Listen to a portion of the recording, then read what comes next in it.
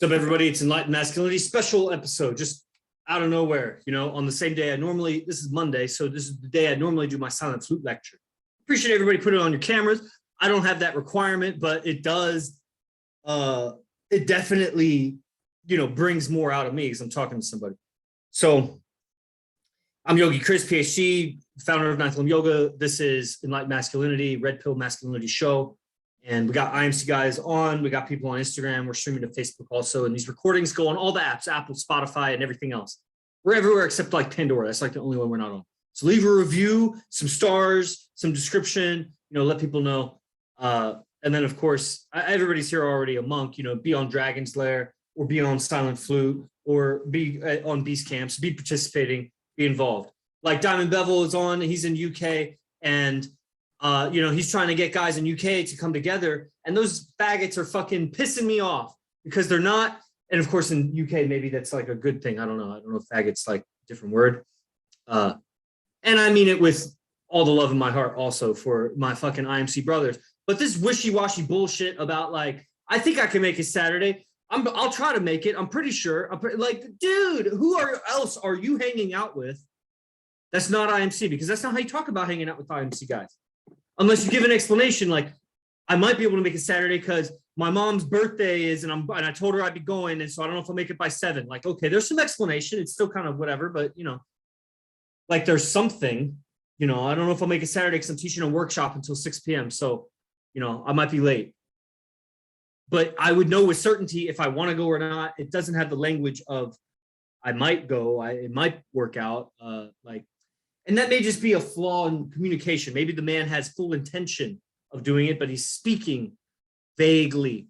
And that's, how does that change? I don't know. Maybe it's inappropriate or immature of me to attack it with aggression. Maybe that gets some results, but really maybe there's much better ways. And that's my evolution.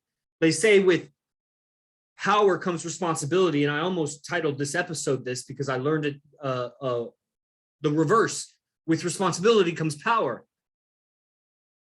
And it's both, actually, because with responsibility comes power, and with power, you see where you need more responsibility. The effects of what you say, what you do, become more, they circle back on you if you have more power. If you're in a position of power, what you do and say to people will definitely come back to you. When you don't have power, it doesn't necessarily come back to you because nobody even wants to come back to you.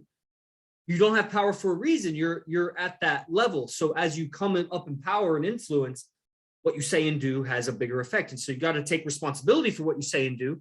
Otherwise, it's going to be victim game later on when it comes back to you and you're like, oh, why me? It's because you put it out and you're not taking responsibility. You didn't take responsibility back then. It's going to happen again unless you take responsibility.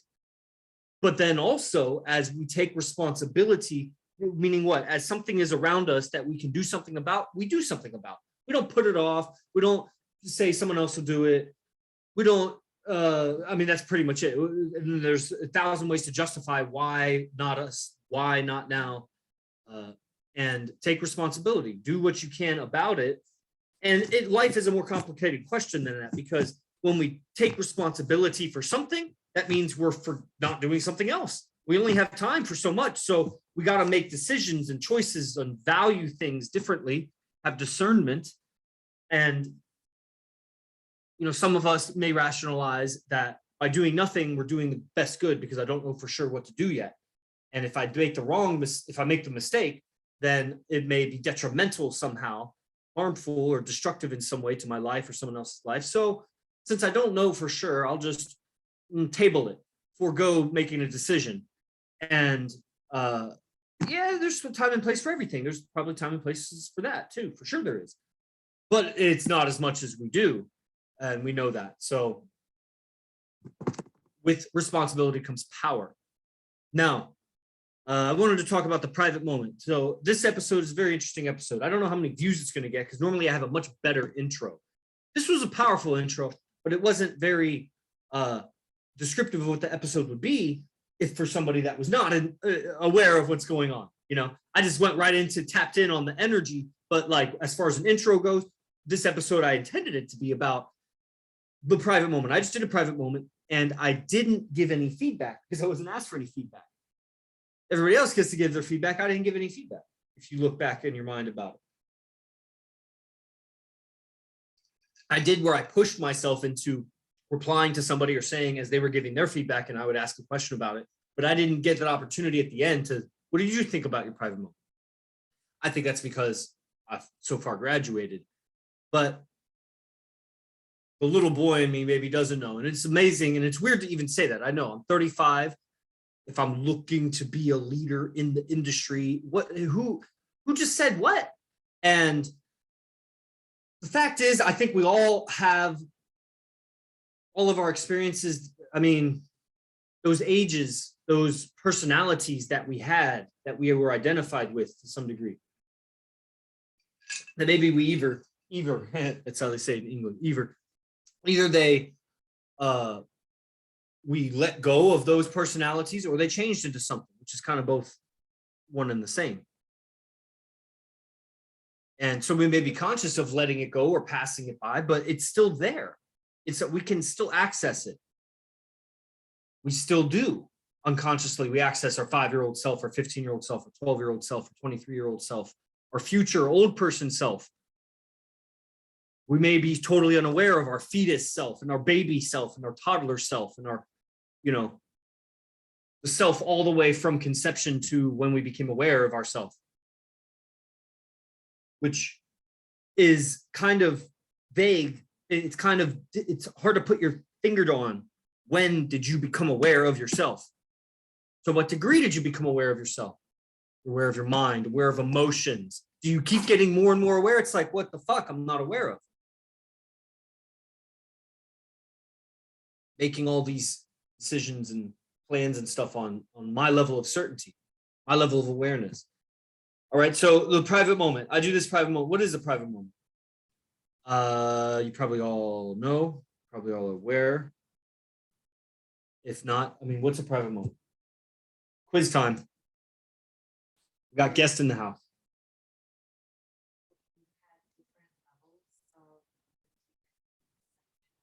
Yeah. Mm-hmm. Started with like just living with yourself. Mm-hmm. The second one was painting the picture. Oh, those are the two you've seen. I need to clip all of them. There's 6 or 8. No, there's 8. So I did a private moment. I believe my first one was in, I believe it was November. So then November, December, January, February, March, April, May. And in April, I did a communing with nature also. Two different things. This month, I did them both in the same thing. So that's 7, 8. So there's 8 video clips. And I've put 2 on, I think, my YouTube, just to send to close friends or people that I want to impress. Or I want to, maybe not impress is the wrong word, because I don't think you'd be impressed. Unless you really got into it. If you really got into it, then you would see the crescendo of what happens in the private moment. Meaning what? I have to turn this on its side so I can. The crescendo is because you're living privately amongst peers, an audience, a live audience. Live privately amongst a live audience. And live aesthetically as live aesthetically as if you were private, but with a live audience. And that's the exercise. You can have a private moment by yourself. Like what do I mean? Let me explain, as Miracle J would say. Let me explain. If Diamond Bevel was reciting a poem, there might be 1 or 2 sentences. I mean, maybe there'd be multiple sentences, but there would be punchlines, basically. There would be a thing that would make the person go, ah, ooh. Right? If Zay Simba were composing a beat or doing a breakdance, there'd be some moments, and it wouldn't necessarily be the handstand. It might be in some transition or some fluidity or some smile he gives while he's flowing. And there's some moment that like pulls you in, like, like you're just like it. Like, I don't know what everybody does or what you would do, but there's something even beyond your art and craft. There's a beingness underneath There's the diamond bevel that's reciting the poem. There's the Zay Simba who's doing the breakdance. There's a personality. And when we observe the person do the thing, do their private moment, it doesn't necessarily have to be reciting a poem or whatever, but like, let's say you started off with that. You're just pacing back and forth reading your poem. And there would be a moment where the audience, if I was watching you and you didn't know I was watching you, when I would see something aesthetic and captivating, beautiful, gripping, something like that, some flavor of all of these things. There'd be some moment where if you were just naturally doing what you were doing, and I could dissect it like why, like because you let go of care, became carefree, or you really enjoyed the moment. Like there's so many reasons, whatever the reasons are, but there's a moment from the outside that I would observe that boom. And it's not just that it's aesthetic, it's that you, Diamond, you, the person doing the private moment, the private moment practitioner also feels the beauty in it. They're doing something beautiful and it's observed as something beautiful. It's not just I observe, because let's say you could look at a beautiful woman, but she doesn't feel beautiful from inside. You're listening to someone play guitar and they play it so beautiful, but inside they're a wreck because they don't think it's good enough. They're not experiencing it. They're doing some beautiful art, or there's some beautiful expression going on from the outside, but that's also eye of the beholder kind of thing. The private moment is the person is in the moment, the person doing the moment. They are in the Tao of that moment, and we're capturing it. The universe is capturing it as an aesthetic moment that is a key word, aesthetic. It's an aesthetic moment. And ideally, we have multiple of these moments throughout a 15-minute or 20-minute time segment. And then even better yet, we start to kind of prolong these moments so that moments isn't just like an instant, it's like a little bit longer. And then it's a minute. And then it's the whole thing we go for. And then we want to live privately, where the private moment, our life is a private moment. And that's kind of, okay. So that's the exercise, but it is time. So it's not going to watch the whole life of somebody. We're not going to follow them around. They're going to be in front of, these IMC people and Arash, and, they'll get feedback afterwards. Time is up. They see other people do it. So you kind of get ideas. You see how we're also similar. One thing I like about Guerrero so much is it's the least like mine. Feels like the least like mine. Although Pyro's also was very, very little like mine. But you know what? Everybody's whose isn't like mine, like of all the peoples who aren't like mine, Guerrero's is the best. And he did it again, man. That was really good. He just did his private moment. So I did my private moment on Friday. Today's Monday. So that was 3 days ago. And it was very interesting because I was going through an argument, not with you, with someone else. Actually, it was Oracle. I had an argument with Oracle. It was really absurd. And he was wrong and I was wrong because I lost my cool and then I became wrong. And it was just, I mishandled it. But whatever, it wasn't that big of a conflict. It wasn't that big a deal, but it was like right after. And AZD does that, annoying ass teachers thing where, he points it out in a way that like doesn't directly point it out, but makes you aware of like being a fool kind of thing. So he comes out, he was back here with his girlfriend or something when I was up there yelling at Oracle. And he comes out like 5 minutes later or something when I'm sitting messaging or something. So, I moved on with work. Oracle sat down and talked with somebody else. And he comes out and he's like, says about how many private moments we have, because we had like 7. And it was like, when were we going to do them? We didn't have time during the weekend to do 7 private moments. So we're going to stack them all up on Monday. But then Monday, it's unrealistic. You just can't really do that many. You can't have attention span for that.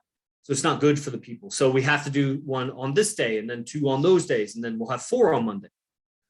So he's like, who can do it right now so that we don't have to do them all on Monday?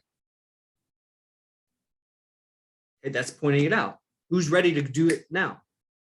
I'm sitting there angry. Who's ready to do the private moment now? Now, he didn't come out and like rub it in my face like that. He's genuinely like, who could do the private moment now? Adrian? the new guy, the newest guy who's going to have the worst private moment experience. He asks him, and Adrian's like, I don't have my stuff. Like, and it just, it's ridiculous in my face. Like, why aren't I stepping up? I live here. I have all my stuff. So sometime later, I sent him a message say, I'm happy to do the private moment right now. And good for me, but also a little embarrassed because it took for me to calm down a little bit to say that. I had the idea when he was asking, and I thought, nah, I'm too angry. It won't be good. I'll be wasting my private moment. And then, of course, I realized that means I'm wasting my moment right now. Like, if I'm not in the state of mind to do my private moment right now, what am I doing with my moment right now? And that's how you see Octavio, Diamond, Zay, probably everybody gets it. So how similar, there's probably an echo in the room, how similar it was when I see people prepare, when I saw Oracle preparing for his private moment today, how similar it was to prepare for the wrestling match. You're at the tournament, you don't know when your next match is, and there, because it depends. If the people ahead of you, if a pin happens real fast, all of a sudden you're up. Versus overtime happens and you got 15 minutes, you can be jumping around for 15 minutes warming up. So you got to kind of be in the state ready to be on call when it happens. And all of a sudden you're at a tournament and like 4 pins happen and you're like up in, 13, 15 minutes instead of it being 40 minutes. It's a whole different warm-up period. So, and then, when you got multiple matches that day, you can't be warming up all day, you'd be tired. So, being ready, I see that preparation he's going through, and it's like, it just reminds me, it's like, even though I'm not going into battle like that, I am in my mind in a way, the blockage between me and giving creatively of myself to create aesthetically right now. It's possible down to your breathing, possible down to your posture in the moment. It's possible in how you use your eyes and how you use your tongue in the moment, how you use your ears in the moment. These things are part of the orchestra of you. They're maybe more fundamental and more subtle and quiet, but it starts giving you an idea of it. And doing yoga, why yoga helps me is because I do yoga alone at home or alone at the park. Now I'm going to the park because I don't want my rug to stink. I've realized after so many years that, oh yeah, if I sweat in the same spot on my rug every day, it's going to have like an odor or whatever. So I'll go to the park. And that's fine. So I work it into my game so that at the park, everybody sees me every day. See what comes of it. If nothing comes of it, I'm sure I'll transition in a month or two to some other activity. Or I'll keep doing it. This is going to be fucking hot. So as long as I have shade or whatever, I think it's inevitable. And my yoga will keep getting better. My legs are stretching, everything. It's very freeing out there. And so I recommend yoga. So my private moment, when I calmed down a step. I was angry. He comes out and introduces it to everybody. Okay, nobody takes the bait. Okay, nobody's doing the private moment right now. All right, we'll stack them all up on Monday. That's fine. Goes back in his room. I'm left with a thought. 30 minutes later, a message. I'd be happy to do it while lecture was happening. Okay, so then I do the private moment. But what happens in that 30 minutes is I calm down and a little embarrassed. I was like, why didn't I do it then? It reminds me of so many times. Like I remember being in a summer training camp, real advanced training camp for, high school all-stars. And the all-star of all stars in my weight class for the nation, one of the greatest ever. He was 1 year ahead of me. So I was a junior. He was a senior. He just graduated. He's going to Minnesota. And he was in the room. He came in the room because he knew the camp director. And, he was training with guys. And I just sat on the side, didn't compete with him. He would have whooped my ass at the time. Funny enough, I ended up wrestling him later. And I mean, he still beat me, but it was different. Like I didn't have any fear about wrestling him later because I was coming from the OU wrestling. I got my ass whooped in the OU wrestling room until I was up to speed. I could go with anybody in the nation. At some point, I lost 4-2 to the guy that was a runner-up, and I was just a redshirt freshman, and it was just ridiculous. Runner-up meaning second in the nation the year before, and not that I would ever want to define my career by my close losses. That's just absurd. But I was just tough. And what was I saying? Yeah, I said that earlier about the wrestling and felt like the match. Tapping in with your senses, private moment. privately in all these moments, make your moments private. So I was I wish so I had turned down the opportunity to step up to compete with that against that guy at the summer training camp. You know, he was bigger than me. He was just a man beast. I was like just coming up like out of like my freshman year, I sucked at wrestling. Sophomore year, I was almost somebody. Junior year, I was like becoming good, but still nobody on the national level knew me at all.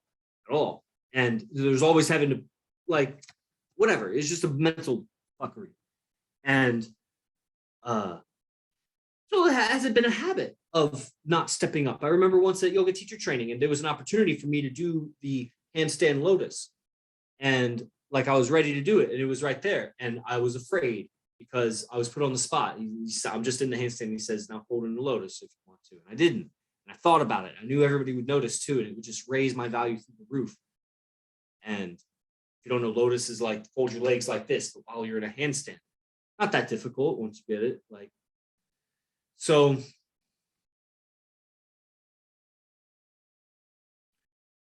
anyway, as soon as I became aware of that cycle of images, then that's when I texted. And I was like, nah, I'm going to do the private moment right now. I don't care if I'm angry. And my mind organized what to do with the crystals in a circle, with the Shavasana, laying down, blindfolded, calm down. I saw just naturally what I do for myself, or how I would administer medicine to my state of mind, what I would do with my state of mind, and making that aesthetic. So it's not just pulling out my best stuff. It's not going into my toolbox of like those arts and crafts and things and hobbies and talents that I have that are so gripping. Like if I had 3 balls and I was juggling, that's cool. Like there's so many things that you do, and there's maybe only a few that you think are good enough to do in your private moment. I think that, you know, this process is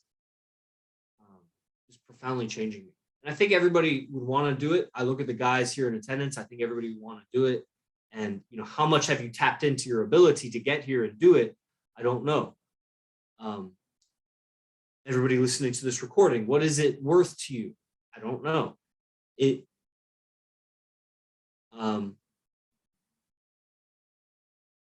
I show up and I talk about it when it's like, it's in me. It's in me to talk about. And I want to talk it out. I want to talk out it. And I think that I feel the value to the experience. There must be some value to the experience. I feel like it would die a little bit if not expressed. And so I hope you get some value in your own life about something. What is it that you're doing? How do you know? How do you get the reference of the private moment, not having the private moment? I know that practicing yoga by myself had greatly prepared me for a private moment. So similar. But I had done so much yoga by myself. Like how much? Thousands of hours. And the reason why most people wouldn't be able to do that, I think, is because they don't know how to breathe with their stretching. And so they get bored real easily, and they probably hurt themselves more frequently than I would. And then, of course, that probably all really boils down to teacher, having a teacher to learn from, or lineage. You can learn, like I learned the Ashtanga lineage through some teachers during those times I had. Anyway, so it's not that my private moment I used yoga in my first private moments, and I continue to use yoga in all my private moments. But hold on, we got a comment. Yeah, Kickstart. Yeah, join the Telegram. Kickstart, when you post on the IG, just tell them to click the link in the bio so they join the Telegram. Because there's no link. The link is not clickable on Instagram. You can tell that, can't you? That's TK, everybody. TK is responsible for all the episode postings and the great success of the show in combination with my efforts.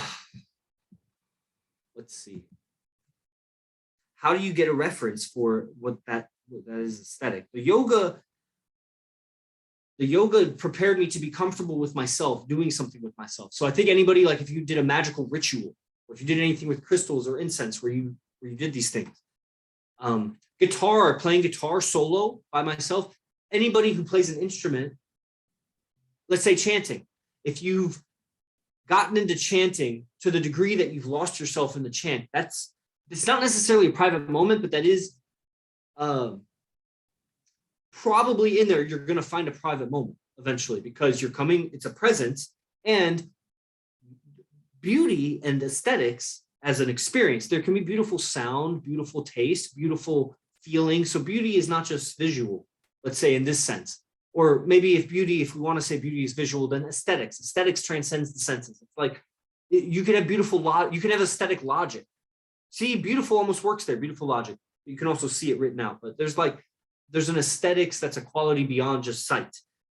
And if you were like chanting, you would come across an aesthetic moment where you resonated the voice just right, or the inflection, or the transition from a vowel to a consonant, or whatever, or just some quality of the voice, the echo off the wall. There would be something in the experience that you would catch, not only your presence in the moment, but the aesthetics of the moment. You brought it out. And, so noticing that. Now, in my yoga, it was more difficult to notice that but there's a reference. How do you say? I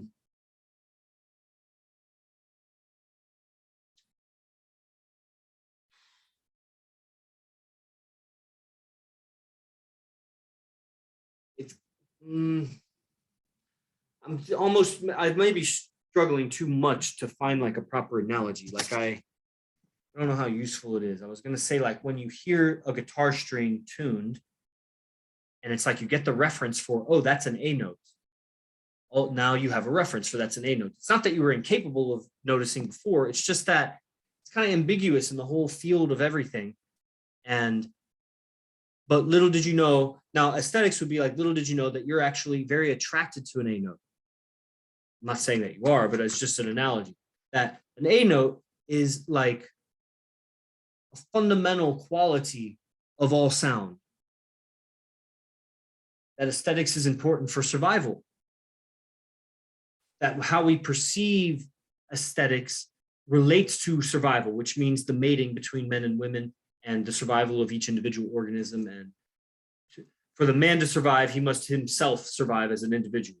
And then for the family unit to survive, then that's a different unit of survival. And that's related to sex and reproduction, which has a lot to do with the third unit of survival, which is community. It's offspring and, taking care of your old so they can pass down wisdom to the young.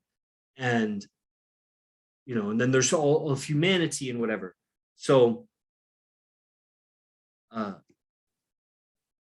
what a woman would perceive as an aesthetic man and what a man would perceive as an aesthetic woman, in all sense of it, visually, behaviorally, in their communication, their lifestyle decisions and everything.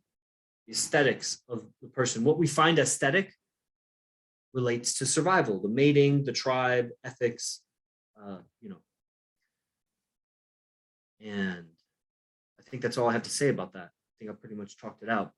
Is there anything from the audience at all? I feel like I trailed off at the end there. Maybe didn't type. So, but yeah, well, live audience comment here. And then will you half and half me on this?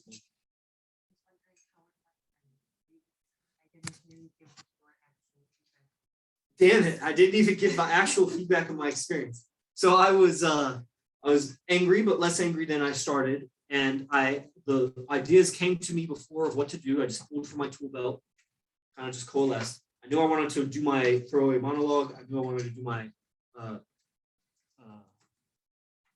meeting with nature. And I got them both in, like right on perfect timing. It was pretty much divine, what AZD, my teacher, calls TM time. you know, when you just internally you just get a clock for 20 minutes because you keep timing yourself on 20 minutes. So you just kind of have an instinct about when 20 minutes is up. It's like if you do Wim Hof a lot, you start to get an instinct for like what's a minute. Or when you start doing Instagram videos a lot and you do 1 minute videos, you start to get a sense for what exactly is a minute. Then you start sending voice messages and you end it like right at a minute. You go to look and you're like, oh, that was exactly a minute. You're like used to doing minute sound bites, the more Instagram videos you make like that. So you get that with TM. You start to estimate 20 minutes really well. And that was the duration of my private moment. So it ended right on, you know, that I did everything I wanted. It was, you know, I liked how I relaxed, how I used the Shavasana to relax. I like how I created the ring of crystals and I lit the incense. I like how I set up my communing with nature. I didn't know, I hadn't prepared. I thought I was going to go on Monday. So I was going to read my journals and find the best one. So I didn't have time to do that. I just remembered, I know that one was good and that one was good. So I just went to that in front of everybody. I spent time deciding which one to do. I had to read it a little bit. And then I put the book down and did some stretching. What blew people's minds, especially later, because when I said that I didn't plan this at all, it wasn't even a forethought at all. It happened in the moment, but it wasn't that special to me. I knew it was impressive, but I didn't know how impressive it was that I hadn't planned it. I didn't really know that you could plan what I was doing because I wanted to do the throwaway monologue, but I couldn't remember it. I said one line and I immediately forgot the whole rest. And so I remembered it by moving my body. And so I ended up just reciting the whole monologue while going through a yoga flow. And so I did this yoga flow, including a headstand and a handstand with lotus and peacock and some other things, some other deep stretches. And without my voice trembling or raising or lowering at all, just because I'm used to teaching yoga. So you teach yoga talking while you're doing the yoga with, sometimes you get used to talking while you're doing yoga. And so that was part of it. And so that came out real good. And I did my communing with nature, which again, I hadn't prepared. So as I'm reading the lines, I'm having to take the time to read the line, think about how I'm going to like quote act it out or whatever, and then do it. And so I think there is, to me, obviously a lot more preparation I could do, memorizing my lines or my throwaway monologue, and being in the right state of mind when I start, so I don't use time getting there. I can explore more of my private moment. Although that was part of the exploration, so it just makes me more aware of what my baseline is of existence. That's where I say, like, if you're right now not ready to do your private moment, then what are you doing with your moment right now? What state of mind, what level of vibration do you need to have inside so that you're ready to step up to do the wrestling match? So that you're ready to step up and do your private moment. So you're ready to step up and play the guitar song. Ready to step up and recite the line. What, you know, you could be sick, you could be hungry, you could be tired. Could you step up right now if you had to? That's the vibe of, you know, living privately. And to make it aesthetic is a practice, which I'm going to go into right now. I'm going to go into in the silent flute lecture, which is happening in 30 minutes. So if you want the silent flute lecture, go to ninthone.com because I have 30 minutes to, you know, hang out here. Because then after that, I need to do my yoga. Okay, so I'll see you all. Salute. Guys who made it here, Octavio's sponsor and Zay Symbol Online, Diamond Bevel Online from UK, Antonio. And, you know, I'll see you around. Os. Namaste.